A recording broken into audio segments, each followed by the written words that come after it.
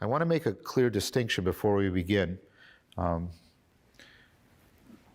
between dialectic as a practice and dialogos as a process. You can't do dialogos any more than you can do friendship.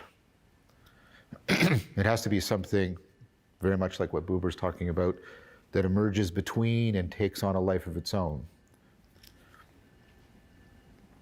And so dialectic is a set of things we do that tries to create the affordance for dialogos.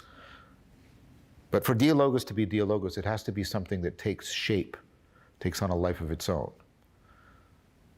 So Guy frequently uses a metaphor drawn upon an ancient metaphor, a metaphor from the pre-Socratic philosopher Heraclitus, who was the first to really pronounce this notion of logos that then reverberates through Plato and Aristotle and the Stoics and into John's Gospel and the Bible and in through Neoplatonic Christianity. And it takes on, so appropriately so, a life of its own.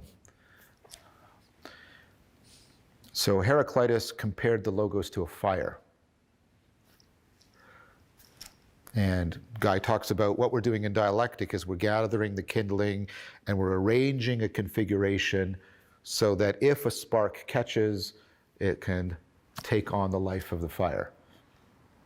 So dialectic is very much that configuration, kindling process. And Plato talks about this also in the 7th letter, where he says you can't really teach somebody wisdom. You have to be with them. And dialectic is a way of really building on everything we've already done, really deeply being with each other. And then he says, if you're lucky, a spark catches and transfers in the flame. And so we are all going to be doing that. Now, if you look in Plato, of course, they have the figure of Socrates, who is the guiding sage for this practice. We do not have Socrates, and we cannot wait for Socrates. So what we're going to do is build upon everything we've been doing, and how can we properly be Socrates to each other? How can the logos that emerges between us be our Socrates to guide us further into the practice? And I'm now going to turn things over to Chris, who will give us the instructions and take us through the practice. So these instructions have to do with the way we build the dialectic. The instructions are not about sparking the dialogos. The idea here being that if we build the scaffolding correctly for the dialogos has a chance to catch. There's no guarantee of it. There are all kinds of factors that go into it. And some of it we can't, because it's not reducible to the sum of its parts, the sum of those parts can't guarantee its occurrence. But if we build it properly and put the right kind of attention into it, dialogos has a very good chance of occurring. So, with 4 people, as we are now, there are 4 roles. There's a proposer, there's a listener, there's a scribe, and there's a herald. I'll explain each of those roles in detail. First, though, it's important to understand that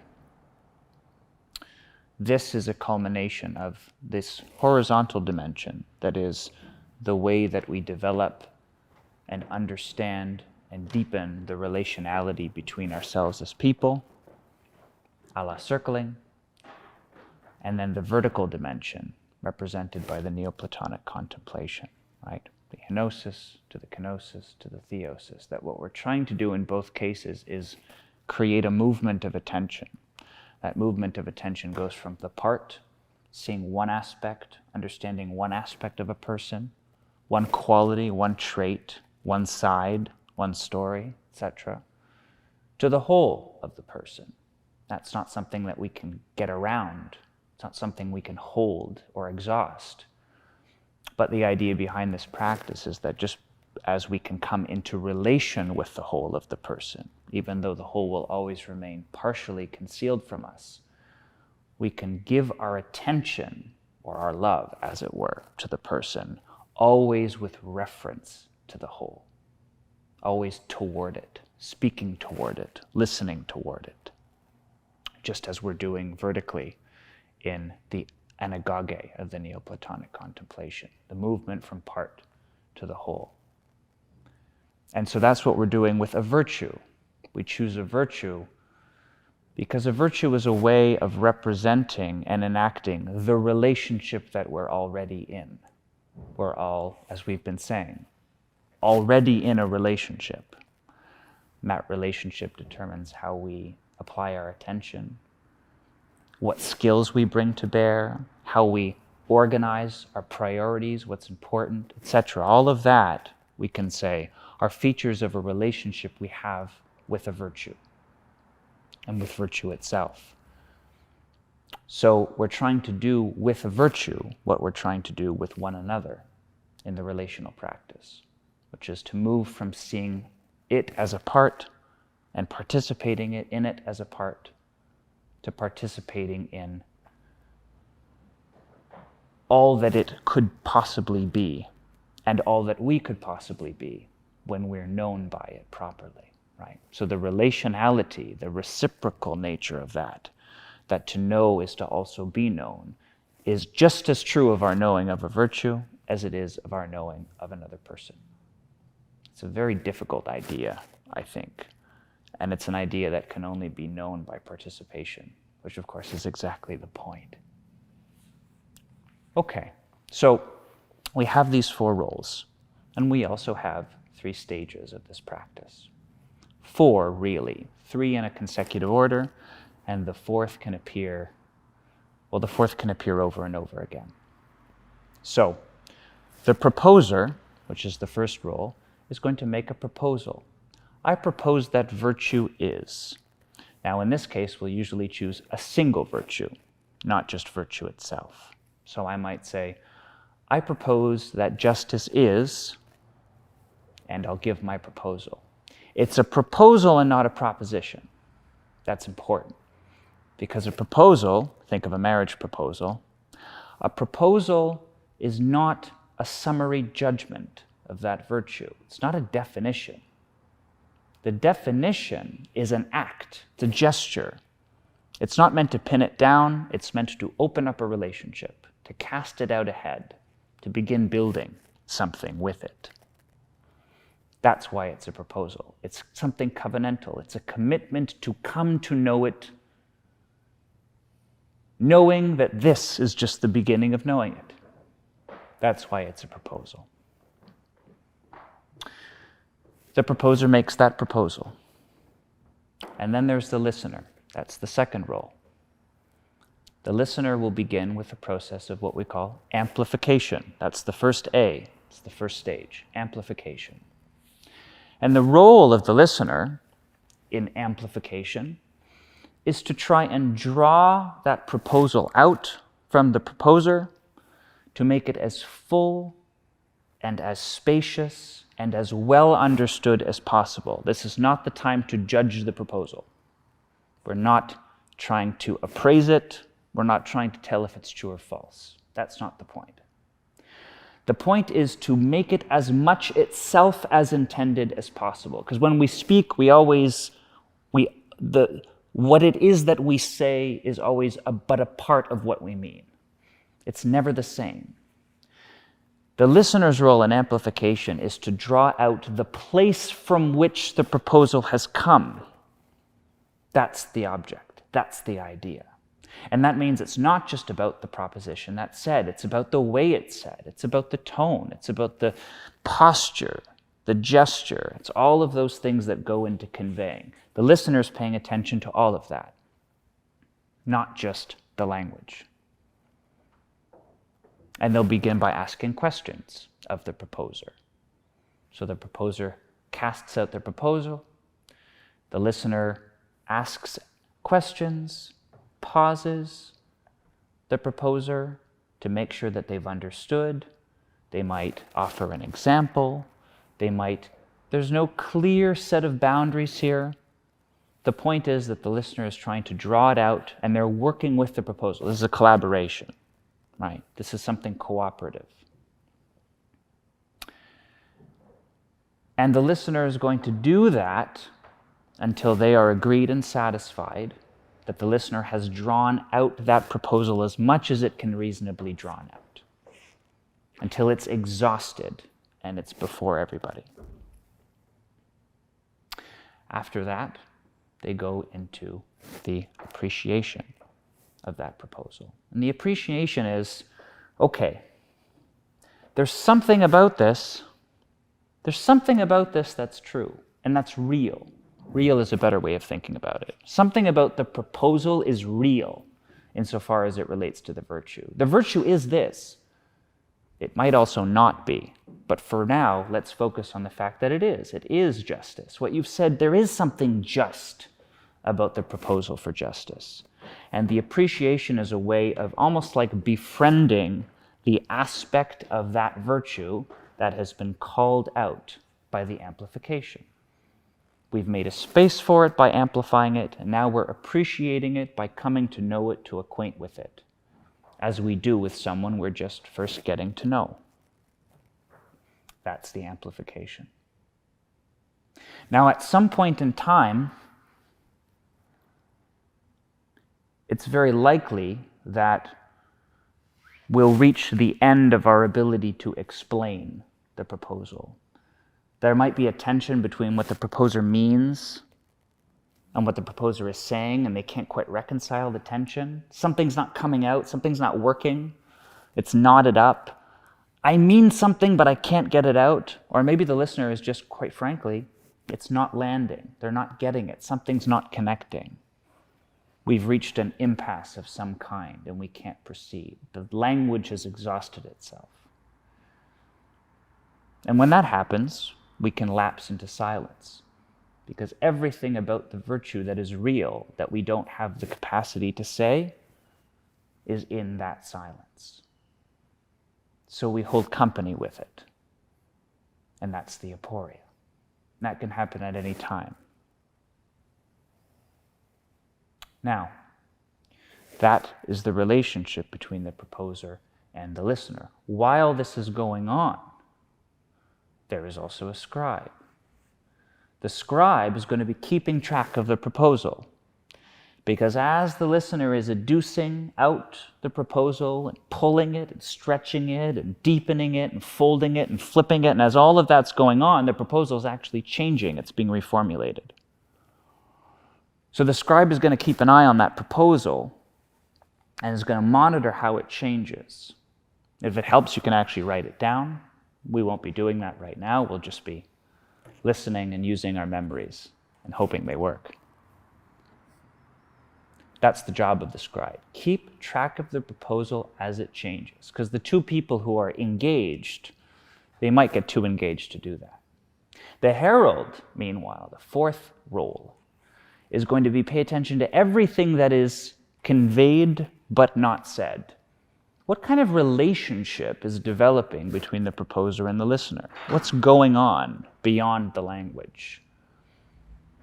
And that's in the body, that's in the gesture, that's just in the presence of the space. In the same way that we're trying to invoke the presence of Buber, for instance, in fellowship, and that has a particular scent and a smell. So the herald is trying to keep their nose acute. Once the appreciation is done, the proposer will confirm for the listener that they have in fact been understood. Yes, you've heard me. And whatever it is that I meant by that proposal, you have helped me to articulate about as well as I could have. And I have nothing more to add. Once all are satisfied, the appreciation moves into the anticipation. Because just as we've made friends with this aspect of virtue, we also know that that's not complete. Just because we've made friends with it, just because we've recognized that something about this is real, it's actually not sufficiently real. There's more to it. Something's missing. Something's still in the margins and hasn't been brought forward. There are ways in which this isn't actually true. And so that's the opportunity for the listener to call ahead, to anticipate what may yet be about the virtue that has not been made present and has not been addressed. That's sort of the eyes going back to the horizon a little bit. Once the anticipation has completed and we've made time for aporia where it surfaces, the roles will switch. Now, this is a compounding process. We don't start again when the roles switch. We build. We continue to take what we're given. The listener, who will become the new proposal, will take everything that he or she has inherited from the first proposer, everything that they've worked on together, and try to keep gathering, right? Logos, meaning the gathering. That's how dialectic has a chance of turning to dialogos, when we continue to gather together what is building. Gather it more, to find the hidden harmony, as Heraclitus says, right? That movement from the part to the whole is also finding the hidden likeness in all of these aspects as they gather together. And so as the virtue circles through the group, it's gathering together all of those aspects and elements that otherwise would be stranded and exiled in independent experiences. And our relating together and knowing of one another through that virtue is also the virtue coming to know itself. They are the same. Its knowing of itself is our knowing of it. And our knowing of it is our knowing of each other. In some sense, everything collapses into it. And when that happens, this circular motion, the gathering of that momentum, goes from dialectic, this structure that we observe closely, to dialogos, which is the fire itself catching. Okay. So, are we ready to begin? A couple of quick practical points. The scribe and the herald should speak just before the listener enters into the anticipation stage, so that they can give the listener that useful bit of information. Another practical point, everybody is trying to note how the virtue is showing up. Just like we were presencing the sage, we're trying to see how the virtue is being presenced, how we're exemplifying it beyond just trying to explicate it or explain it. Third, final practical point, when you're making the proposal, as Chris said, you are entering into it. It is how you actually are proposing. Try not to quote a technical definition or something you've learned here or there. It's what you would actually, as Chris said, like when you're proposing marriage, you're entering into a commitment. What would you commit yourself to? So think about it that way. And those are just the three things I wanted to amend. And you've brought to mind one more as well. See, even dialogos. We have to do with dialogos what we do with the virtue itself, which is to try and gather it together, because it is so many things at once. But one more thing, which is that it does happen in the course of this process,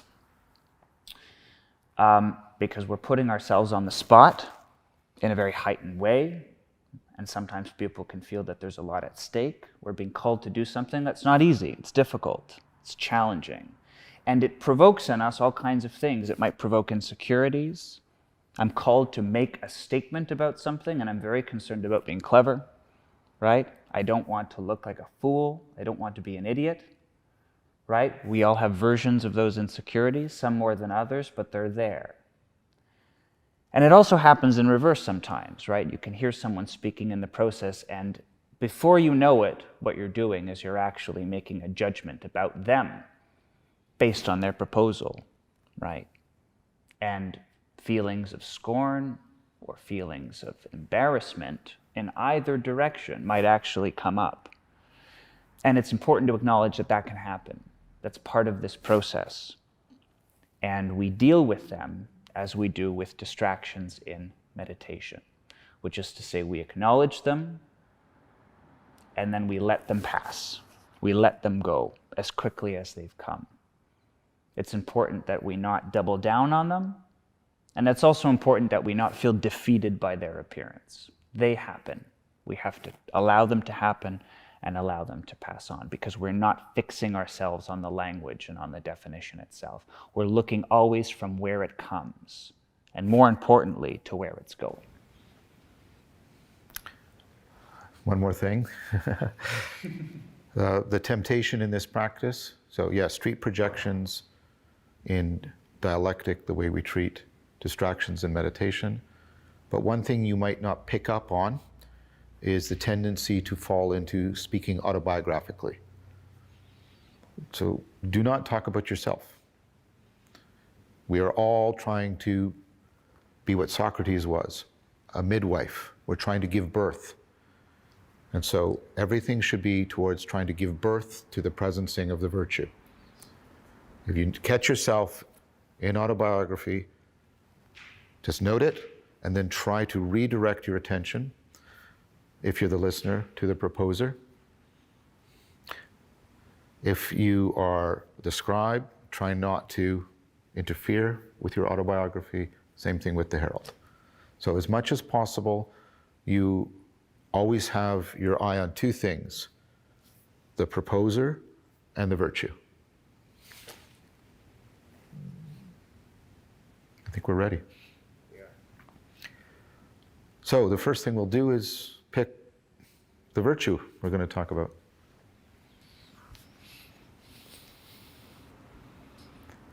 I would like to talk about Sophrosyn. Otherwise known as temperance. And more recently, it's being translated as something like sound-mindedness or sanity or moderation or mindfulness. We do not have a good English word. But that's precisely why I would like to talk about Sophrosyn, this ability to properly moderate and attune so that one is sanely sound-minded in one's interactions with the world. John, have you just made the proposal? No. That was especially, that's a good question. That is not me making a proposal, because I wasn't speaking from my experience of that. That was me quoting a technical definition, which is exactly not what I should have been doing. But that was in order to help just clarify if we wanted to take that up as the virtue. I'm fine with that. Great. See what happens.